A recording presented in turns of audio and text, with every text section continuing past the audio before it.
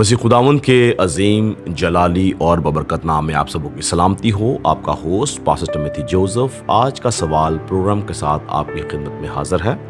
आज का सवाल जो हमें मिला है वो नए अहदनामा में से है और मरकज़ की अंजील उसके 9वें बाब उसकी 49 आयत से है, जहाँ पर कहा गया है कि हर शख्स को आग से नमकीन किया जाएगा। पूछा यह गया है कि इसका मतलब क्या है।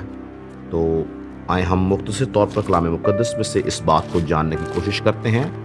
मरकज़ की अंजील उसका 9वां बाब और उसकी 49 आयत में लिखा, क्योंकि हर शख्स आग से नमकीन किया जाएगा और हर एक कुर्बानी नमक से नमकीन की जाएगी। तो इस बात को समझने के लिए हमें चंद आयात को ऊपर से देखना ज़रूरी है कि ये क्यों हर शख्स को आग से नमकीन किया जाएगा, इसका मतलब क्या है।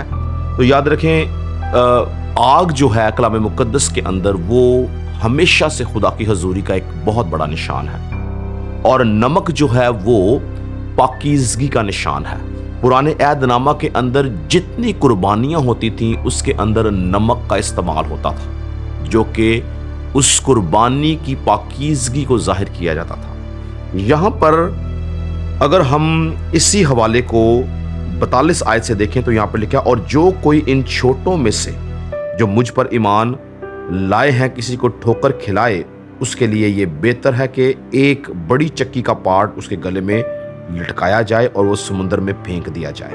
और अगर तेरा हाथ तुझे ठोकर खिलाए तो उसे काट डाल। टुंडा होकर जिंदगी में दाखिल होना तेरे लिए इससे बेहतर है कि दोनों हाथ होते जहन्नम के बीच उस आग में जाए जो कभी बुझने की नहीं। और अगर आप इसको पढ़ते जाएं तो यहां पर बदन के उन अज़ाओं को काटने की बात की गई है जो इंसान को गुनाह में धकेलते हैं। और इसी तसलसल के अंदर अगर हम 47 आयत देखें तो लिखा, और अगर तेरी आंख तुझे ठोकर खिलाए तो उसे निकाल डाल। काना होकर खुदा की बादशाहत में दाखिल होना तेरे लिए इससे बेहतर है कि 2 आंखें होते जहन्नम में डाला जाए, जहां उनका कीड़ा नहीं मरता और आग नहीं बुझती। और फिर आगे कहा गया है, क्योंकि हर शख्स आग से नमकीन किया जाएगा। मतलब यहां पर कहा यह जा रहा है कि जब तक एक इंसान आग से यानी खुदा की हजूरी से नमकीन यानी पाक नहीं किया जाएगा, वो बादशाहत में नहीं जाएगा। मर्द खुदा पालूस रसूल बड़ी खूबसूरत बात, अगर हम रोमियो का खत उसका 12वां बाब देखें तो वो 12वें बाब की पहली आयत में कहता है, पस आए भाइयों, मैं खुदा की रहमतें याद दिलाकर तुमसे इल्तमास करता हूं कि अपने बदन ऐसी कुर्बानी होने के लिए नजर करो जो जिंदा और पाक और खुदा को पसंदीदा हो, यही तुम्हारी माकूल इबादत है।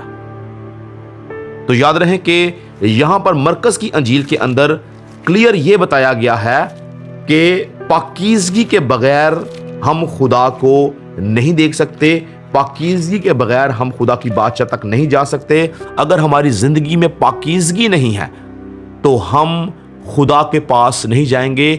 इसीलिए पहाड़ी वास के अंदर खुदा ने बोला, मुबारक है वो जो पाक दिल हैं, क्योंकि वो खुदावंद को देखेंगे। तो यहां पर जो ये बात बोली गई है 49 आयत के अंदर, ये सिर्फ और सिर्फ पाकीज़गी का एक बहुत बड़ा निशान है और खुदा की हजूरी का निशान है कि एक शख्स खुदा की हजूरी के वसीला से पाक होकर, खुदा याद रखे कि खुदा हमें अपने करीब लेकर आता है। कलाम मुक़द्दस के मुताबिक हम खुद खुदा के करीब नहीं जा सकते। यीशु मसीह ने क्या बोला कि जब तक बाप किसी को खींच के मेरे पास ना लाए कोई निजात नहीं पा सकता। तो यीशु मसीह के वसीला से हम खींचे जाते हैं, बाप हमें खींच के यीशु के पास लाता है। और जब हम यीशु के पास आते हैं तो असल में ये जो आग है खुदा की हजूरी जो है वो हमें पाक करती है, और उस पाकीज़गी के बायस हम खुदा की बादशाहत के अंदर दाखिल होते हैं। तो यहाँ पर तमसीलन मिसाल के तौर पर यहाँ पर आग और नमक से तशबीह दी गई है। आग खुदा की हजूरी, नमक खुदा की पाकीज़गी। तो खुदा की हजूरी और खुदा की पाकीज़गी के वसीला से हम खुदा की बादशाहत में दाखिल होंगे। खुदा हम सबको बरकत दे। آپ سے اگلے ہفتے ایک نئے سوال کے ساتھ ملاقات ہوگی. God bless you all.